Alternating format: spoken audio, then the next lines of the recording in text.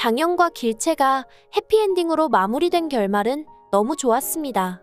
그런데 도대체 양음은 해민서에 왜 갇히게 된 것일까요?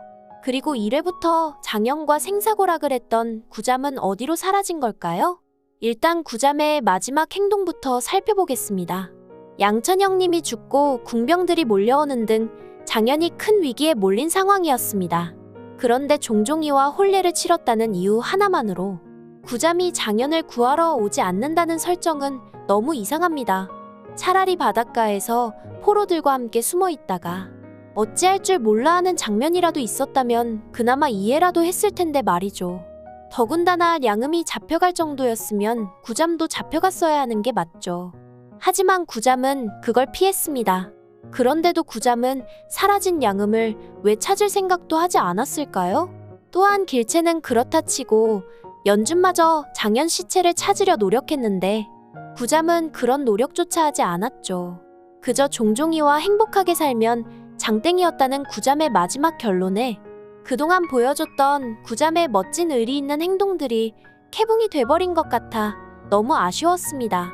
그런데 구잠보다 더 이상했던 점은 양음이 해민서에 갇힌 이유입니다.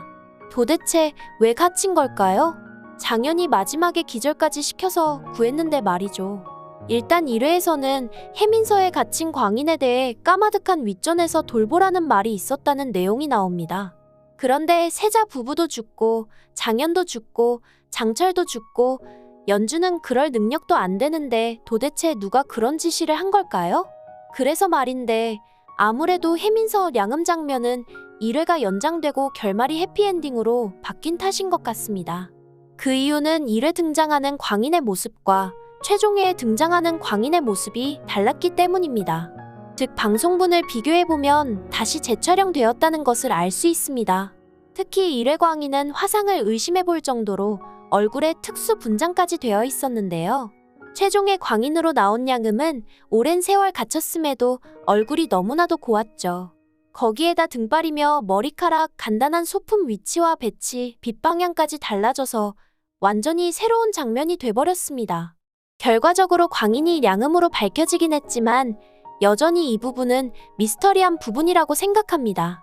그럼 여기서 양음이 해민서에 갇히게 된 이유를 설명할 수 있는 건 딱 하나뿐입니다. 쓰러졌다 깨어난 양음은 장현이 죽었다는 소식을 듣고 아마 미친 듯 찾아 나섰을 것입니다. 그리고 당장이라도 남현준을 찾아가 죽이고 싶었을 수도 있고 장현의 복수를 위해 궁궐에 숨어 들어가 인조의 목을 직접 베어버리고 싶었을 수도 있었을 것입니다. 즉 20회 예고에 나왔지만 삭제된 미방영분이 바로 양음의 서사가 아니었을까 싶네요. 이날 양음이 인조를 죽이기 위해 궁궐에 들어갔지만 하필 그날 인조가 죽어버린 것이죠. 하지만 궁궐에서 빠져나오지 못한 양음은 결국 잡혔고 이때 양음 또한 장현의 무리 중 한 명이라는 게 밝혀지지 않았나 싶습니다. 그럼 잡힌 양음을 도와준 까마득한 윗전이란 누구일까요? 제가 보기에는 김자점 같습니다. 역시 20회 예고에 나왔지만 방송에는 나오지 않은 영랑이 모습이 있기 때문입니다.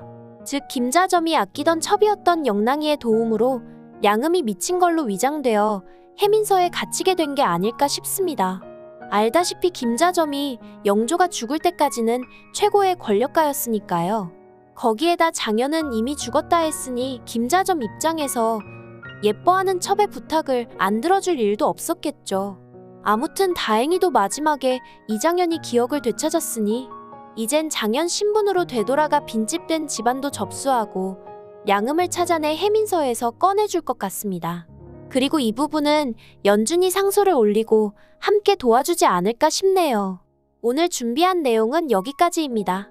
구독과 좋아요 부탁드리며 많은 의견과 댓글 남겨주세요. 시청해주셔서 감사합니다.